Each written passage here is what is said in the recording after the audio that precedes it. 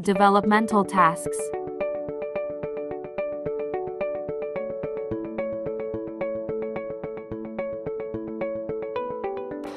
The stages of development.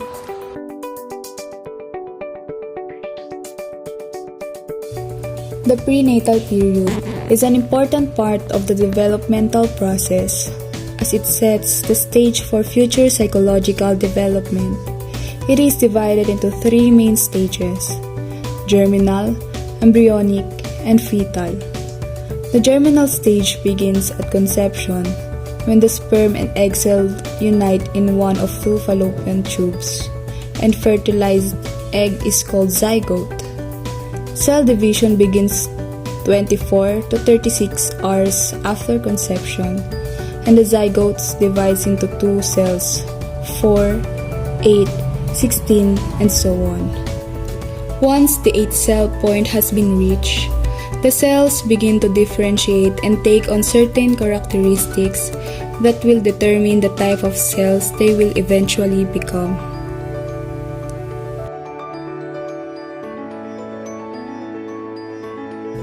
Infancy. In humans, the period of life between birth and acquisition of language, usually 1 to 2 years later. The average newborn infant weighs 7.5 lbs or 34 kilograms and is about 20 or 51 cm long. At birth, infants display a set of inherited reflexes involving such as act of sucking, blinking, and grasping. They are sensitive to light-dark visual contrast and movements and show a noticeable preference for gazing at human faces. They also begin to recognize human voice by 4 months of age. Most babies are able to sit up and most begin crawling in 7 to 10 months. By 12 months, most are able to start walking. Virtually, all infants begin to comprehend some words several months before they themselves speak their first meaningful words. Early childhood development. From ages 3 to 5 years, children learn some physical independence. They begin to dress, feed, and toilet themselves while also beginning to develop social skills and make friends.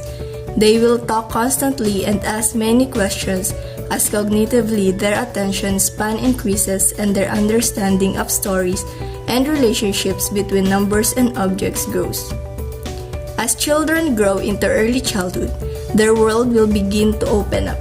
They will become more independent and begin to focus more on adults and children outside of the family.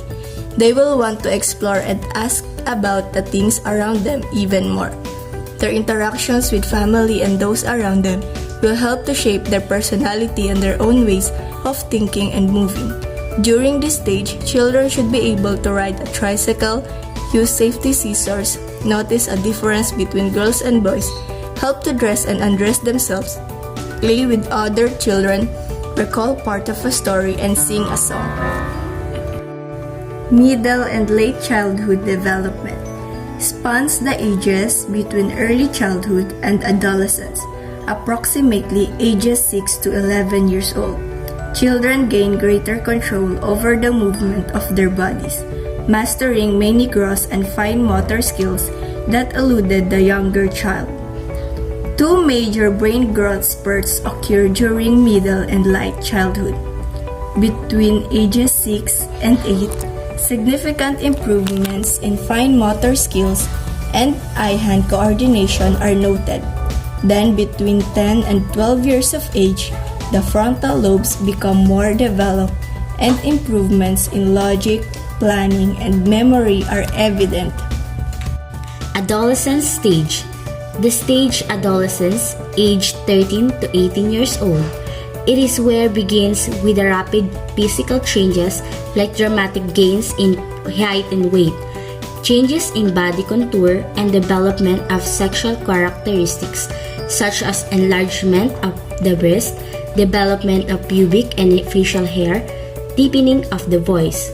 The stage where they pursue independence and search for identity.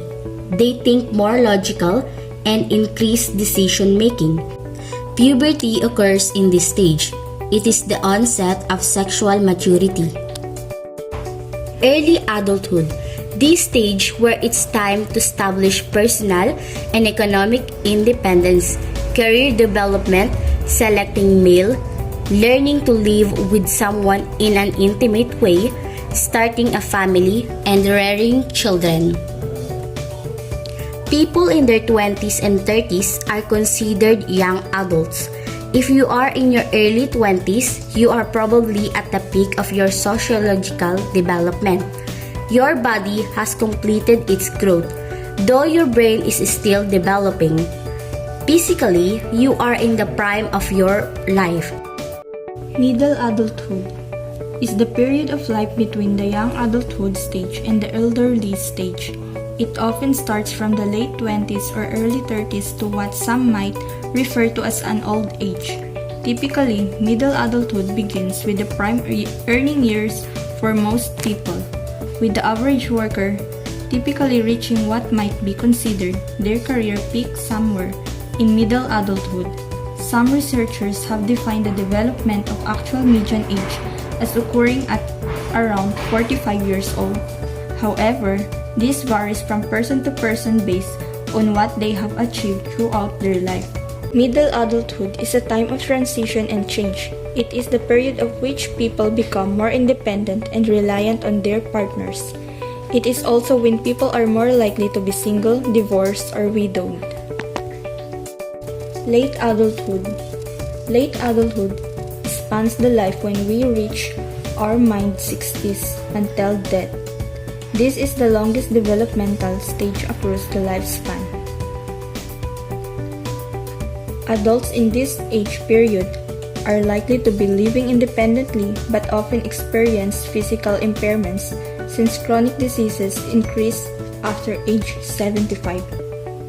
An older adult may become stressful, feel more guilt about not having the abilities to do what they once did, feel less competent compared with others, lose a sense of identity as they become dependent on others. In conclusion, stages simply defines that life is full of changes. We grow as an individual and these changes bring learning about life. Human development is very interesting to learn about. Development describes the growth of humans throughout the lifespan from conception to death. Development does not just involve the biological and physical aspects of growth, but also the cognitive and social aspects associated with development throughout life. By better understanding how and why people change and grow, we can then apply this knowledge to helping people live up to their full potential.